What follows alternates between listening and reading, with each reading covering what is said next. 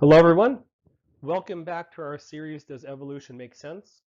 This is Module 4, where we explore a new scientific model that shows that evolution has an information problem. It's quite a packed agenda. We'll start off with a recap of the important things we found. We'll talk about an obligation we have to respond to this information. This is about information, and we're going to focus on information in the cell. And since we're talking about living cells, we will notice that there's a information gap between chemicals and a cell. We're going to explore that. We're going to have a scientific model that will be used to calculate a probability using the most favorable conditions. And what I mean by that is we're going to use the most optimistic assumptions we can to find out, is it possible to have the information for life come about by chance? We're going to talk about how will we understand this result. There'll be a key result you should take away and a summary at the end. I do want to issue this disclaimer. Do not shoot this messenger. I am not against science. It pays my bills. I am trying to balance out the romantic opinions of science with what we might call negative illustrations. I do want to forewarn you, you may find yourself responding emotionally to this material. You may say, oh, this stuff is nonsense. And it may be anger that you feel. It may not be a reason. Your negative emotions don't mean what I'm going to present is untrue. So I'd ask that you evaluate what I say. Why should you listen to me? I have a PhD in electrical engineering. There's some other things here, but we're talking about information. This is in the wheelhouse of electrical engineering. I've studied this. I understand it. I feel quite confident that what we're going to talk about is very true. As a recap, in Module 1, we addressed 4 questions. We said, how do we define evolution? There are 8 definitions. The one that we're most focused on is undirected macroevolution.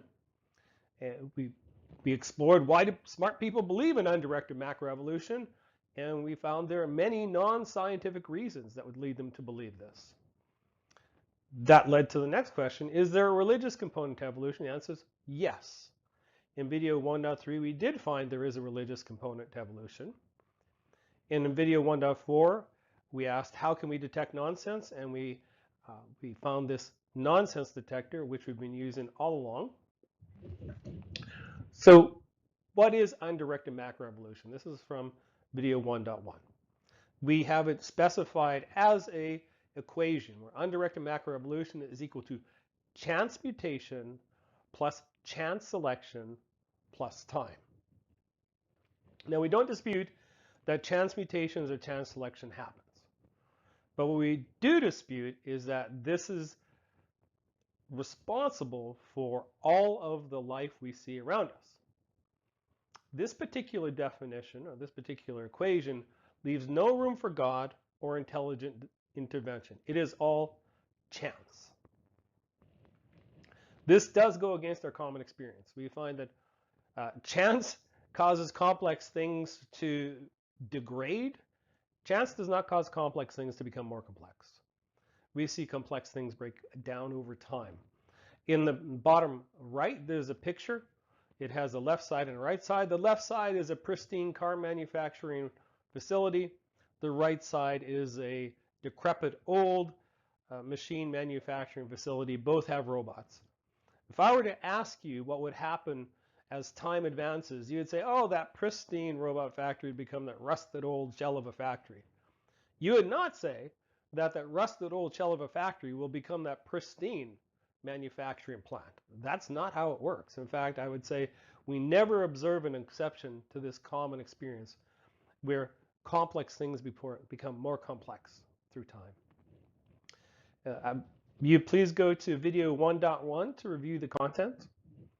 In video 1.3, we asked, can we define religious evolution? Scientists are human, and as humans, sometimes scientists make claims that are not scientific. Though they may say they are scientific, these claims are not scientific. They may overreach, they may exaggerate, they can claim things that don't have evidence, and the key thing here is they wish them all to be true. Well, these unscientific claims by scientists can address religious questions. In 1.3, we found that undirected macroevolution can act as the creation story of the religion atheism. And this may be a reason that people believe undirected macroevolution is that because it's part of their religion.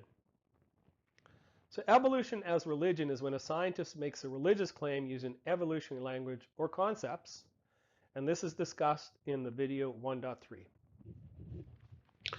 In video 2.4, we showed that the first cell is more complex than a space station. Now, if this is true, we have to step back and say, what role does chance have in this?